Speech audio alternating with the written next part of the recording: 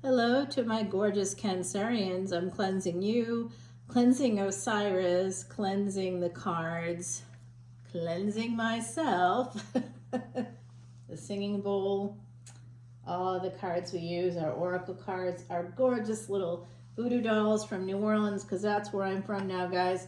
And of course, hello, I'm Dr. Leona Mercury, Cancer. Welcome to your Twisted Tarot for October 2025. We just had the solar eclipse yesterday and the new moon that happened in Vedic Virgo, guys. My gorgeous Cancerians, the moon is your ruling planet, so whatever the moon is doing, it affects you. That new moon in Virgo might have had you cleaning the house a little bit. I'm just saying it because I have some Cancerian placements and I haven't stopped cleaning for days. I'm like, what is wrong with me? I'm just cleaning house. I'm literally cleaning house. Also, weirdly, I don't know if you noticed this, but was like the hidden enemies for me is like when a client cancels or or I've forgotten someone's birthday or something like that. So the hidden enemies are part of the Virgo energy, and of course the moon being in Virgo at any time gives us some sixth house energies. Doesn't matter that you're in the fourth house most of the time. Family, home, peace, nurturing, nourishment. Oh my gosh, I'm making banana breads, bourbon banana breads, because I'm from New Orleans, y'all. That's happening later today because I got some sick nephew over there, and he's like, hey, Auntie, can you please make that banana bread for me? I was like, you better believe it. There was a little neighbor boy a bunch of years ago who, just sort of was not born super healthy, and he kind of, at one point, when he was a toddler, he just wasn't eating anything. And so I made him some banana bread, and it was like all he'd eat. And to this day, he's now like a fifth grader. And to this day, I'm no longer neighbors with him, but his mama will still call me and say, hey, can you... He's asking for that banana bread. What do you think? So we just talked about how the moon was in Virgo, and the first card out of the deck is Virgo. It's moving into Libra coming up today, tomorrow. We're going to start to see those energies. I'm doing this today on the 23rd. It's the day after we had that solar eclipse and new moon energy, but today is actually the Western birthday of Neptune. Today is the day in 1846 that Neptune was discovered, but not really, because brown skinned people have been talking about Neptune since about 2200 years before even Christ was born. So it's like for over 4,000 years now, people with brown skin have known about Neptune. But meanwhile, yeah, the white guys are like, I discovered it. No, you didn't. But it's funny that you think you did. So Neptune's birthday today, no matter what, we got a little acknowledgement of an anniversary connected to Neptune. Neptune retrograde right now, conjunct with Saturn retrograde. Saturn is getting closer and closer, going back into Aquarius in a retrograde motion through the end of November. So guys, we see this energy of Virgo, of the Nine of Pentacles. It's usually like a pre-empress energy here, someone that's financially independent, somebody that's independent in general, but it is a bit of a materialistic kind of a connection there. We have this energy of the Nine of Pentacles with the Four of Cups. And in this deck, which is Yoshi Yoshitani's Tarot of the Divine, we've got an energy in this card of the living bird being behind this person. They don't even see it. They're too busy looking at the inanimate golden birds that are static. They can't move because they're actually made of gold, or at least we think it's gold. Who knows what's underneath that gold, right? It could be brass, it could be copper, it could be just some mystery metal. And this person doesn't care. They're too busy looking at the golden color. This is a person that's dazzled by surface stuff, by beauty, by outward beauty. They don't recognize when someone is like a natural beauty. They don't need any makeup even when they're, 55 and looking hot, looking amazing.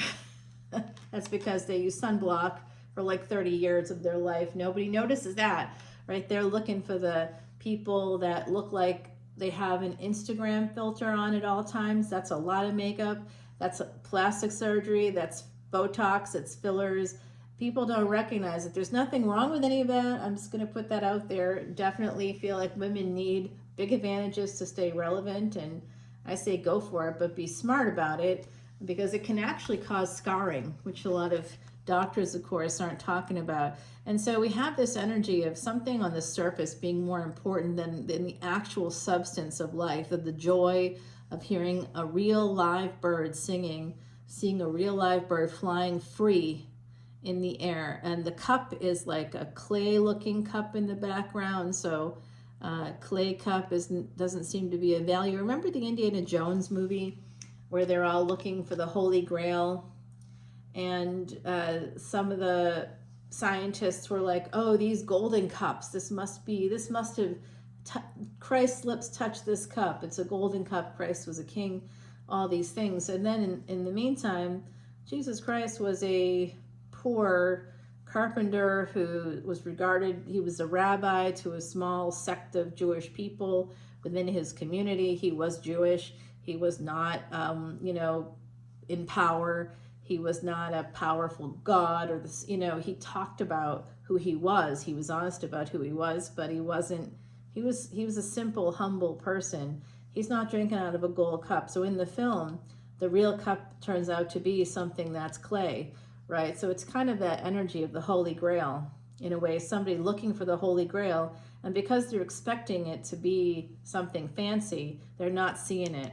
And this is an energy I'm seeing coming through here. We do see the bird, the golden bird, sitting on the watermelon here, and it's alive, and the person's like, yes, please eat my food. I want to share with you. So there's a generous person here who's financially independent.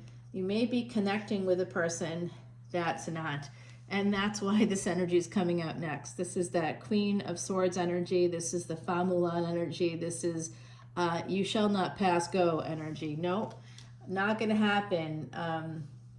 So someone has to create a boundary with this individual, whoever they are, and more Virgo coming out. So this really is, we really are getting the energies of the moment coming through the reading, because we have the moon in Virgo just yesterday. The energy is still present. It's moving into Libra. And when it does, it will be connecting and at some point conjunct with Mars, which moved into Libra on September 13th. So when the moon enters Libra and the moon moves through a sign in about 2.5 days, it'll be conjunct with Mars for like most of that time. And toward the end of its transit, it'll be moving into Scorpio. And when we have that Scorpio moon energy, wow, that is considered a debilitated moon, not because Scorpio is bad, but because Scorpio is a lot of hidden energies. It's the 8th house, where there's hidden things, there's secrets, there's shadows.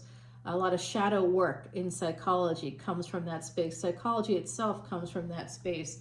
So we see Merlin, the magician here, and the white stag that Merlin, who was part Fae, kind of came out as. So I'm just seeing all of this beautiful energy coming through here, where it's like you might be getting together with friends.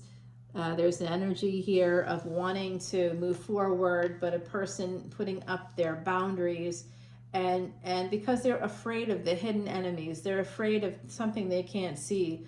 So there's somebody here who is that pre-empress or empress energy, and there's somebody here who's not. I'm not sure who you are exactly, but I would say, Cancer, that you would be the generous person handing over, you got half a watermelon, I can't eat all this myself. Hey, let me do that. That's my banana bread situation. I got a big bunch of bananas. In just a few days, they start getting spotty because we've had a lot of moisture in the air here lately. Waiting on the rain, right? So in the meantime, the bananas I put on my countertop 2 days ago have started to get some spots. And then my nephew there, who's, by the way, in his 30s, is like, Auntie, can you please make me this banana bread? And if you happen to have heavy cream, you can make me some whipped cream too. I'm like, oh, Lordy. Oh, it's a good thing though, isn't it, Cancer? We love to cook for people. We love our families, and we definitely want to make comfortable homes. We enjoy that. And if you have Venus in Cancer, it's a space for Venus that's not the best exact space for Venus.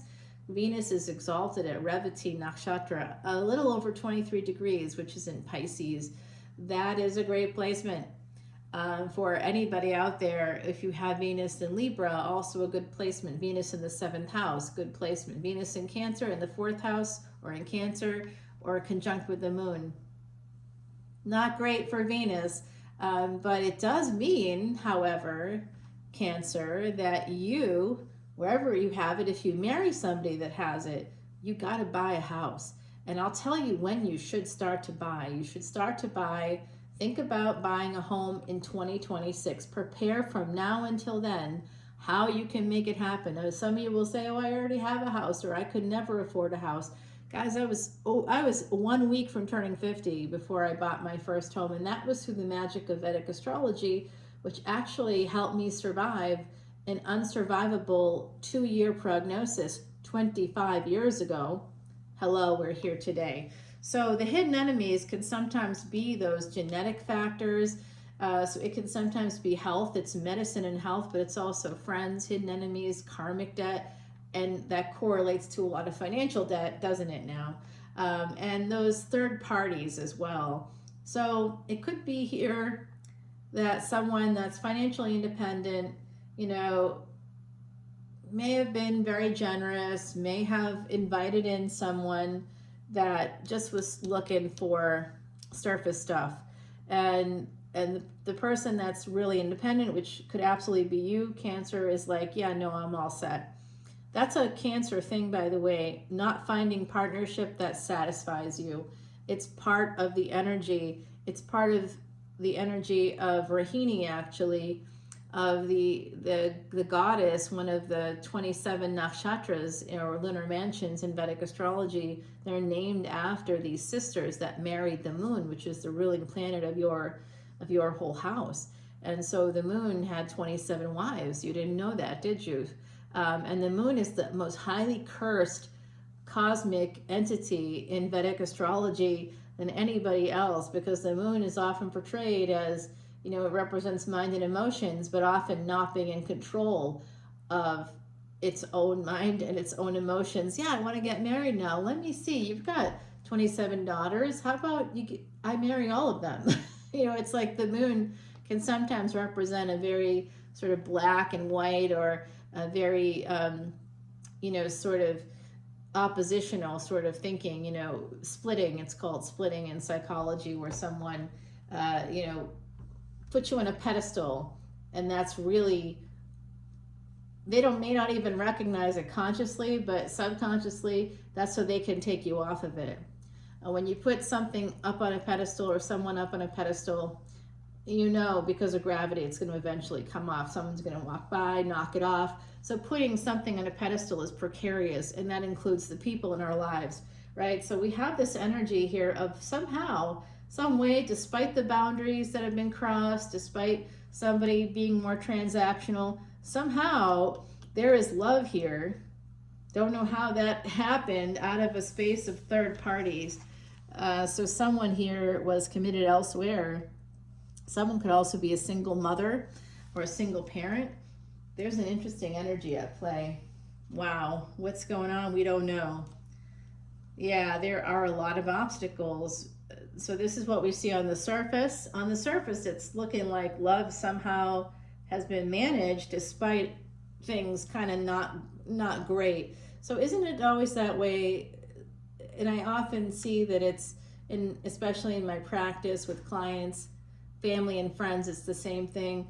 We'll see a lot of times it's women who are put upon to manage the other party until, like, they have to wait until that person levels up, and it can take decades. Okay, I was gonna say that can take a minute. So the obstacles here is somebody trying to juggle family and trying to juggle this space of love with a person that may actually sometimes be more of a frenemy, and may even act like a hidden enemy to this person than they should. This is also something that tells me with the Six of Cups beneath the Ace of Cups that this is past life energy. So the two of you, whoever this person is, you may put up with them, you may be willing to manage them because you, instead of spending that focus and energy and time on yourself, because you've been with them in a past life. Okay, so I'm going to tell you right now, some of you, if you come from a large family, or even if you don't, within your family, you will have a person that's a hidden enemy. You already know this, don't you, Cancer? You already know. And somehow this card got really bent. How did that even happen? Page of Coins. Someone may be coming from within the family to apologize.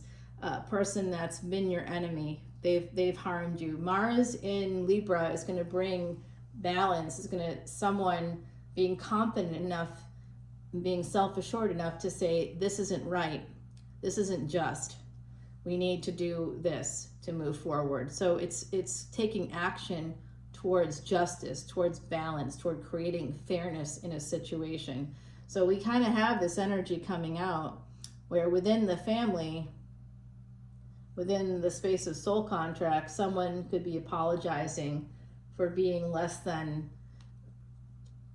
we'll just say about that. So then we have the Strength card. That's the energy of an Empress. So again, this person looking at somebody whose hair might be not the way that they expect, or I was just watching an old episode of Frasier, don't judge me, but it is what it is. You know, I work in that field of behavioral health and psychology, and particularly positive psychology, and I don't know, I didn't realize watching these two buffoons, supposed psychiatrists, it just sort of, I do laugh at some of it, but, you know, one episode has Frasier dating two women who are gorgeous and better than him in every way, both of them, and he can't make a decision. And when he does make a decision, he questions himself.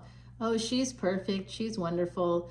And then, oh, but her hair, I never noticed that. And, you know, what a thing to have that kind of going through your mind. Who even thinks that way? Jeez, just should be happy that anybody loves you. But no, not the case for certain folks. And so this is somebody that's like a little bit, whoever this person is, could be you, Cancer, because you're the one doing the domestic stuff, right? You can't be cooking in the kitchen and cleaning the house and making things nice for everybody else and making banana bread in the middle of the day and working with clients and, you know, and still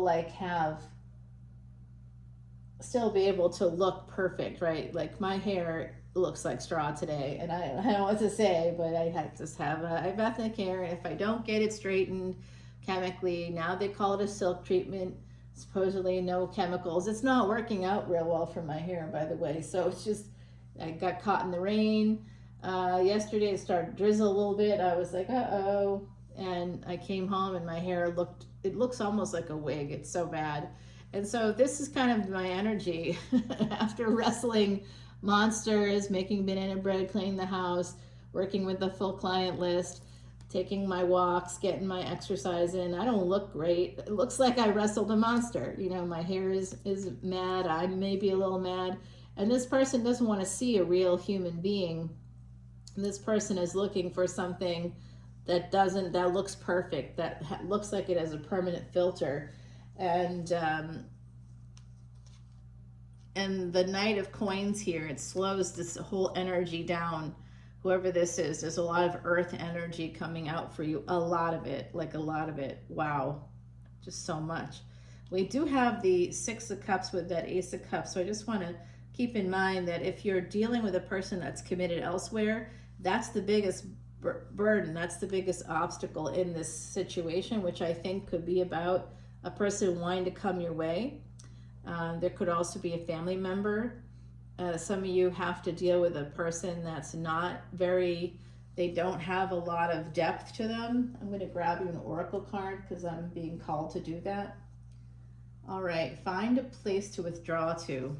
So this is, again, more Virgo type of energy. So for some of my gorgeous Cancerians out there, it might be a good time to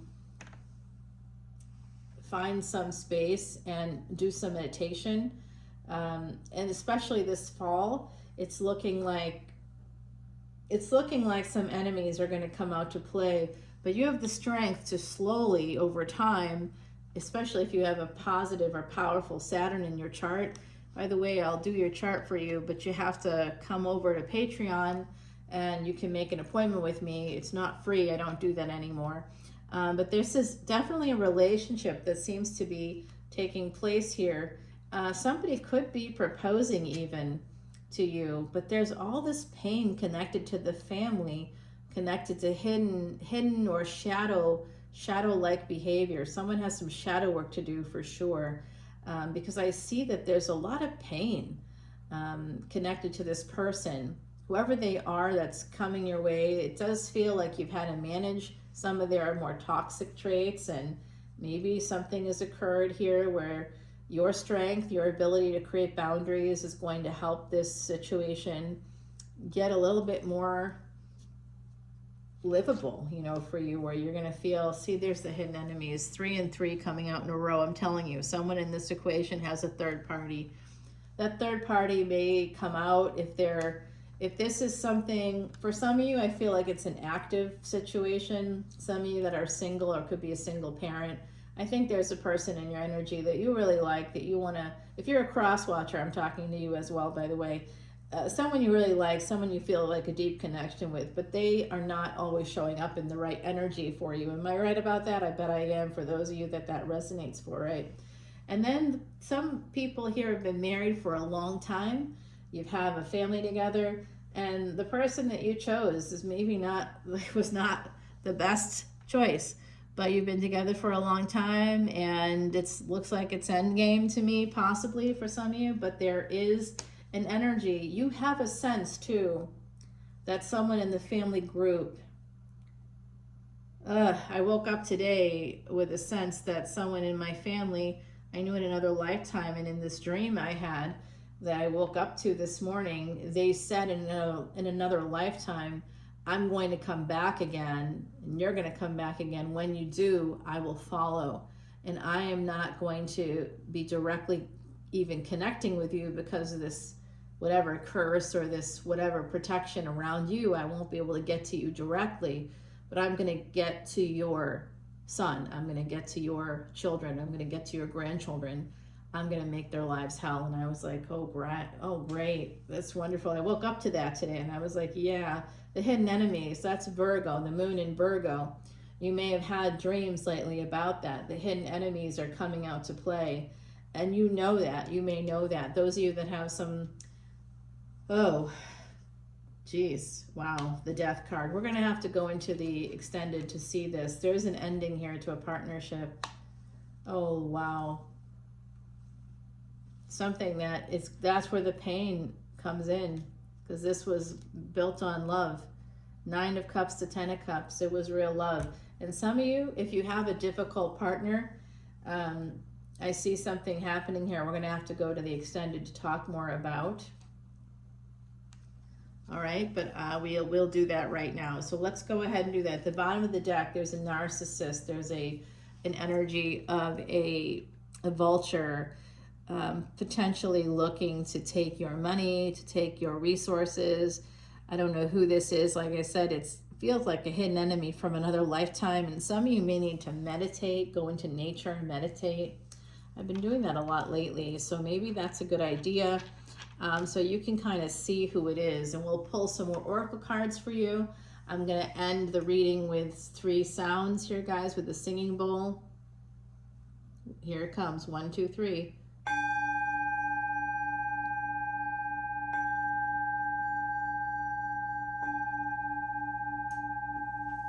Namaste, Om Namah Shivaya to one and all. Please come over to Patreon to see this extended. All the info is in the description box below. And the good news, Cancer, is that we care and feed for elephants, and that's part of my channel's energy. Elephant Aid International's Elephant Refuge of North America. All of the water troughs and the 850 acres of this refuge were purchased by me. That's that. I bought wheelbarrows, flashlights, heaters, space heaters, food, hay bales, you name it. We helped build it from the ground up. We continue to provide food and care, and every single dollar from my Patreon goes directly there. I do all of this not for, I'm not a dancing pony. I'm not here looking for you to give me money. None of it comes to me at all. I'm here to help you with whatever the energies are, to work through it, to give you the power, to put the power in your hands to survive the unsurvivable, to learn about the transits. There's more on that Patreon that's free information, completely educational based. I was a professor for a long time, guys. I'm real happy to be in this space with you and just to give back, okay? I love you so much, Cancer. Come on over. The water is fine, and you know so am I. Bye now.